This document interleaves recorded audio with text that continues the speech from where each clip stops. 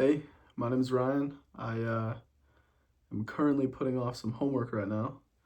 Just lit a nice little candle here, a little bit of incense in the background in my tiny little place in California. I went to the grocery store and saw these two guys hanging out. This is the dancing Shiva and a little Buddha statue. So right now I'm hanging out with these guys, talking to you after putting off some homework and some errands today. And yeah, I just thought I'd express some thoughts to the camera. You know, maybe you're winding down right now at the end of your day. Maybe you're watching this at the start of your day. I don't know. I'm certainly winding down. After this, I probably will get to that homework and do that. But I just want to talk a little bit about what it means to be yourself, because that's something that, at least for me, I've struggled with quite a bit in the past. First of all, I think it's a weird idea, the idea of being yourself, as if you're somehow not already yourself, you know? Like, how do you become something that you already are? That's an interesting question. How do you become something that you already are? Like, I'm already me, right? So how do I be more me? And I think the first confusion, or the first thing that at least tripped me up, and I think trips other people up when it comes to the idea of being themselves, is to think that they have one expression of themselves, one aspect of their personality. You know, you're not the same person you are around your grandparents as you are with your friends, as you are with, your landlord or with a teacher. You're a multi-dimensional being, you're a multifaceted being. You express different aspects of yourself. And so I think the idea that there's one expression of yourself that you're supposed to be all the time is the same thing as like saying you're supposed to wear the same shirt every day. It's still the same you deep down at your core, but you can express that you, that deeper essence in many, many different ways, and in a way that's constantly evolving. And I think that's the other idea too, which is this idea that ourselves don't change, that somehow that we're supposed to be ourselves, but that's a fixed idea and a fixed concept.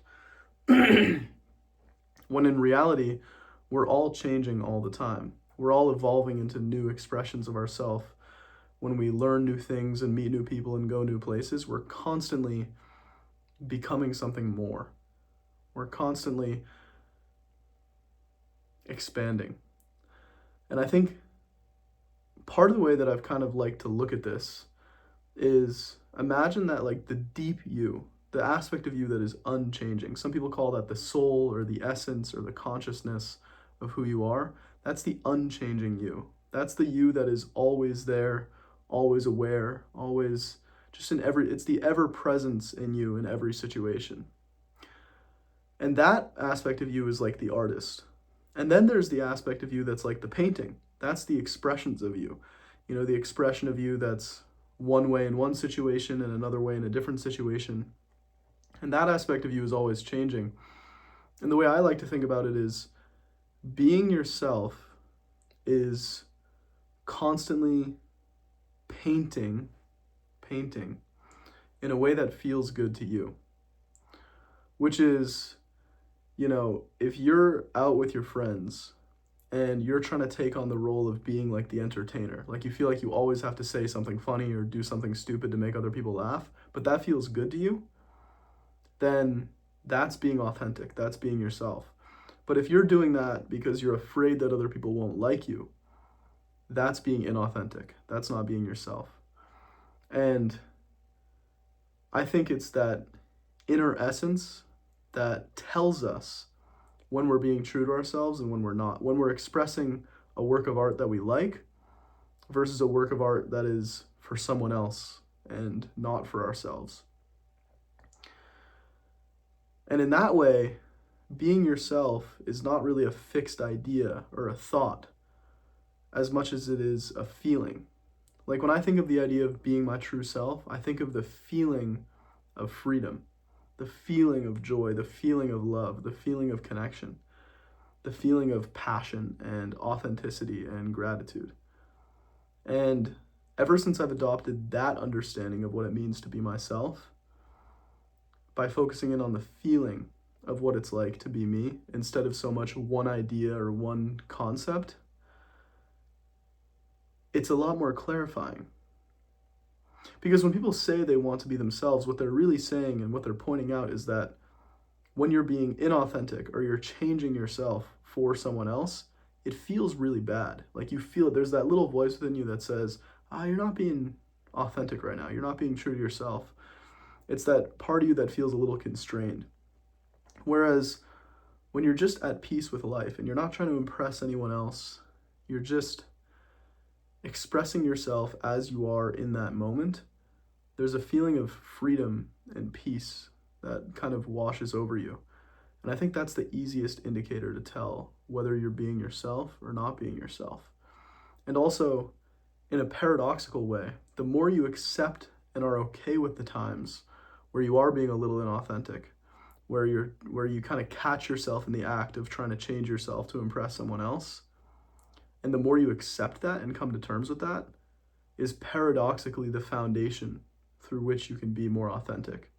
It's kind of like the way to be more confident is to be more okay when you feel insecure. To not get so upset at yourself or mad at yourself or push away the feeling of insecurity. When you just kind of acknowledge like, oh yeah, I'm feeling a little insecure right now. I'm feeling a little scared to go talk to that person, or I'm feeling a little scared to present something in my class or whatever it is. When you allow that and accept that, that's actually the foundation of confidence. I think that's also the same. It's so funny, all these different paradoxes in life. Like, same thing in the gym, for example. When you're okay with the fact that you're not feeling motivated, that's actually the start of motivation. When you do something anyways, even though you're a little bit scared, that's the foundation for bravery. And so, at least for me, I'm 20 years old, and I'm still on that journey of self-discovery and self-actualization and self-realization in a sense. How can I express more of my soul? How can I express more of that creative spark that's within me in everything that I do and just feel more happy and whole and complete in life? And I think I've done a pretty good job so far because I do feel quite happy, quite grateful, quite whole in my life. But it's also a work in progress. It's something that you have to kind of check in with and work at. I think the final thing I'll say, at least in terms of what's helped me express more of myself, is just like if you're, shooting a bow and arrow, you need a target to shoot at. I think writing down a target of who you want to be and the kind of qualities and feelings you want to have can start to align your thoughts and actions in that direction of being more of yourself. Like, even if you don't know what being authentic means to you yet, you probably at least know that you want to be kind. You probably know that you want to be happy, want to be healthy. You probably know that you want to live a good life. Maybe you know that you want to help other people. There's still certain qualities, general qualities that you can pick out that can begin to orient you into that direction of authenticity, of expressing yourself, expressing your soul in whatever way that means for you. And also, the things that you don't want. You know that you don't want to be depressed, pessimistic. You know that you don't want to be angry, right? So if you feel like you're struggling to find yourself, or you feel like you kind of have a sense, but you want to express more of yourself, that can be a really helpful way to start. Write down the qualities that you do want to express and the qualities that you know are not in alignment with you, and that can give you a really good foundation for expressing more of yourself. So anyways, thank you for procrastinating and pushing off homework with me and listening to me while I talk about this. And I hope you have a wonderful night. And yeah.